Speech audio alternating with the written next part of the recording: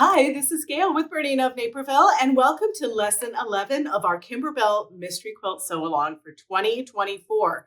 It's almost there, and it's coming along so cute. But I have to tell you, this time for this lesson, I just love the treatment that we created for the background of our purple flower.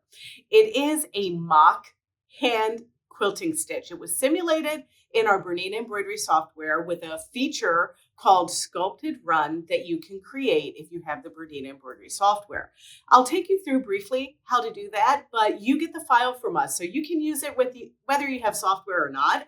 And we're also going to be using a new type of thread. It's called Ceracycle, and it's from Metler. It is a really fine thread, and it is really cool because it is made from recycled bottles and plastics, but it's totally lint free. It stitches amazingly. It's great for bags. It's great for all kinds of stuff. And we happen to think it does that mock hand quilting stitch really well. So enough talking from me. Let's get down to it and see what we need and what we're going to do. Well, the first thing you probably notice is that it's not November, it's December. And yeah, we delayed this release of this video due to some conflicts and some just general things that were going on. But thank you for sticking around and your patience. Every month, hey, you know it, this is what we do. We send you out a new link to the video and a link to a presentation deck each time we premiere a new video. And this is the next to the last one. So we're going to be looking at the purple flower this month. So when you receive this presentation deck, you're going to see the link to the YouTube video as well as the presentation deck for October. Well, we recap. We've made a lot of blocks so far. They're coming along, and this month is no exception when you saw that cute little purple block that we're making. I give you some extra links. Now, our kits are long gone, but you'll want to check here for November's Kimberbell instructions. If you're doing it the Kimberbell way, you're also going to check here for Kimberbell's November quilting instructions if you're doing this with the block by block way, like Kimberbell does in all of their instructions. Well, the stabilizer that we're going to need this month is a little bit of fusible backing for the background of our fabric. We're going to need light mesh cutaway, enough to fit the giant hoop. And no wash away, but we still need project batting and, of course, paper tape if you use it. And if you need a little starter kit, we have our Buy Now button that will take you right there. We have some other supplies. Threads, well, I mentioned the Ceracore, but we also have our regular isocord thread, and here are the numbers that will take you right to those. But we are introducing water soluble thread, or rather rinse and gone from Wonderfill, which is what I'll be using. And I just like to use this stuff. I wind a bobbin of it, and then I keep the bobbin with the thread in a Ziploc bag to keep it fresh. And also, this water soluble thread looks just like my white thread. So, yeah, we need to keep it separate from the rest, ladies and gentlemen. And I used the gray Ceracycle here. I think this is Ash Mist or whatever, but we have it in all different colors. So it's up to you what color you may or may not want to purchase if you do the Bernina of Naperville background for this month's block. So our fabric, we're getting down to the nitty gritty in our kit. So our background is this white with the big green polka dots on it. And you're going to want to cut two 8.5 by 10.5 inches. And you're going to interface each one of those fabrics with the fusible backing. We've used the salmon for this flower number 3 before. So you're going to want to pull that out and make your cuttings for that. But also, we are pulling out a new fabric this month, which is the purple with the little tiny dots. Now, the designs. I mentioned that I made you a background crosshatch design. It looks very similar to what we used with the pin tuck needles, the double needles, and I believe that was in October, right? But this time I've taken the same file and I've altered it so it does that sculpted run. So let's go over to our embroidery software, and I just want to show you where to find Sculpted Run, and I want to show you why Sculpted Run is better than doing this on your regular machine with your mock hand quilting stitch. So here is one of the files from the October block. Now, if we zoom in really close, this stitch doesn't look like anything special. It's just a single straight stitch. So what I'm going to do is these first three colors are grouped together. So I'm going to go ahead and copy, open up a new design, and paste. And then I want to view to hoop. Now I'm going to go ahead and right click and ungroup these little segments of the design, and I want to focus on the third one. Now, as I zoom in, it's going to be hard to really see what sculpted run looks like simulated on the, software like this. But down at the bottom left corner are your outline options.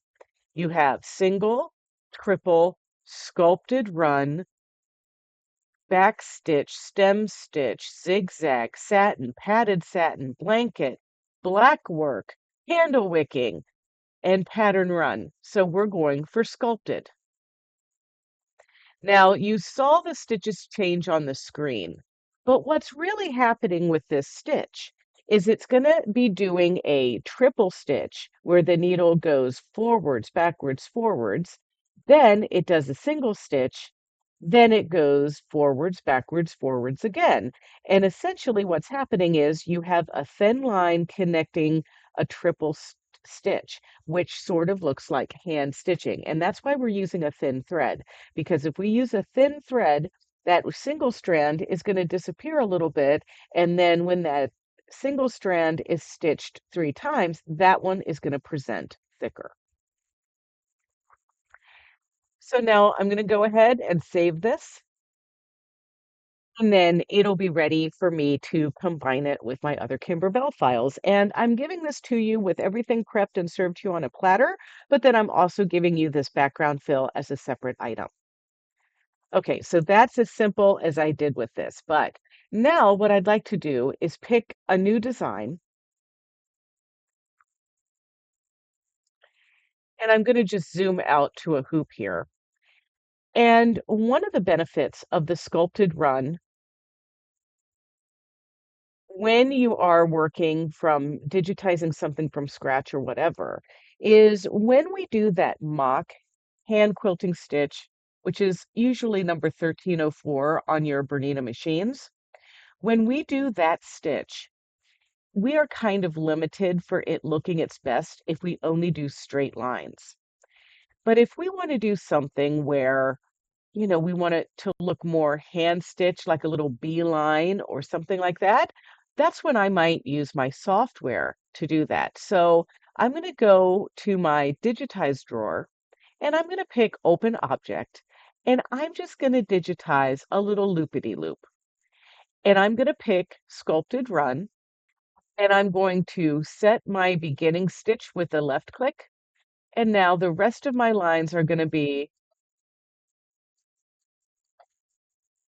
right click, and then I end with a left click. Now enter on the keyboard.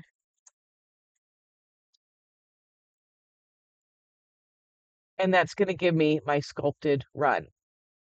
And this is a similar technique as to what I did on this cute little map that I made. This is the OESD US map where you can applique or put the shapes of the states in this outline picture of the US per where you visited or whatever. I'll give you a link presentation deck for this.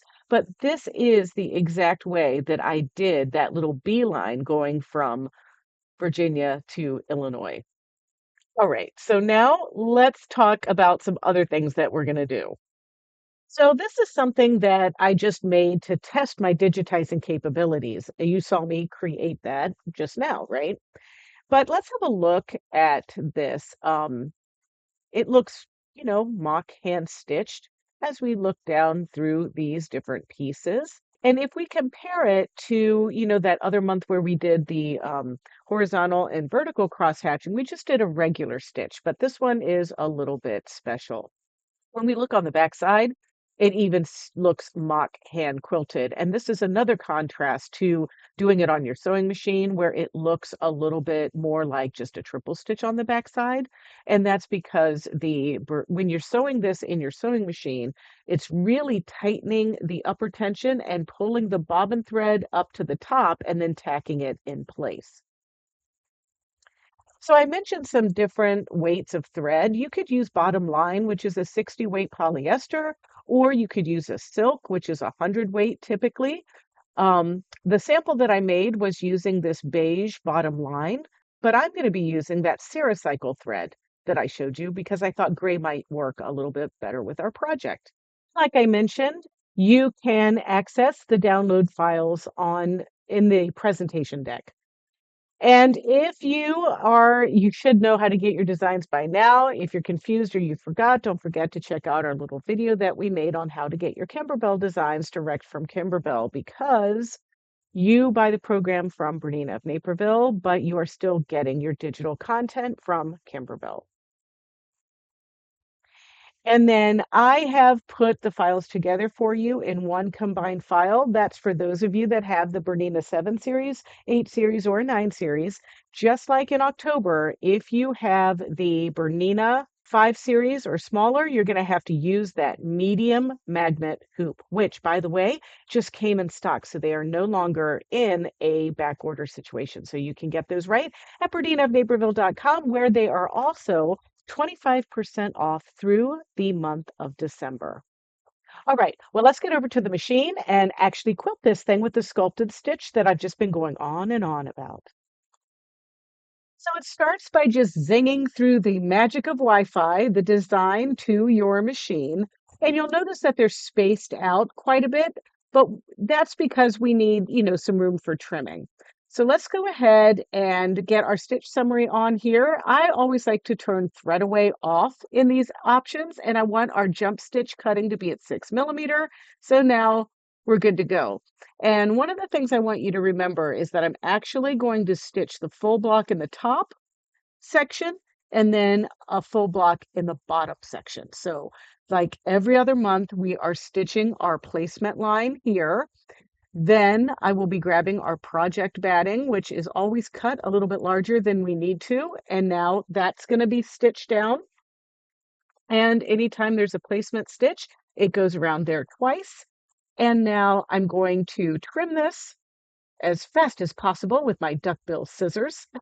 And don't forget, it's also good to take it off of the machine if you need to get into those little nooks and crannies. And now with our interfaced background piece, we're going to put that into position. I did not use the expert tape on this. And now we're just going to stitch. Now, if you'll notice, as we zoom in on this stitching, it is kind of hesitating there, and that's because it's doing a triple stitch in between a straight stitch. And that creates our little mock hand quilting effect that we've been talking about. And now the rest of the instructions, we're pretty much stitching out the green leaves, the little blue or purple, bluish purple flowers. We're doing the trim and place applique for the purple fabric, and we're going to be stitching the trim and place for the salmon color fabric or flowers rather. And everything is cool and happy until we get to stitch out that black satin stitching in the middle of our salmon flowers. That is where we are going to need to stop down, stop our machine, take our bobbin fill out, and replace with our water soluble bobbin fill. And we are simply going to stitch only that satiny charcoal color. Once that color stitches, we're going to remove that water soluble stabilizer bobbin and make sure we pair it back with our water soluble thread, put our original bobbin fill back in, and then finish the flower. And then once that flower is done and both pieces are stitched, we can unhoop at our design table and then we can trim it down. And remember, these are going to be 6.5 inches by 8.5 inches. Now, you can do this before or after you trim it or remove it from the hoop or whatever, but the purpose of using that water-soluble thread for that satin stitching in the center of the flowers is so we have a fringe flower. And so you want to wet that backing with, whatever you use. You can use a squirt bottle, you can use a paintbrush dipped in water, and you could also use a little water pen like I have here.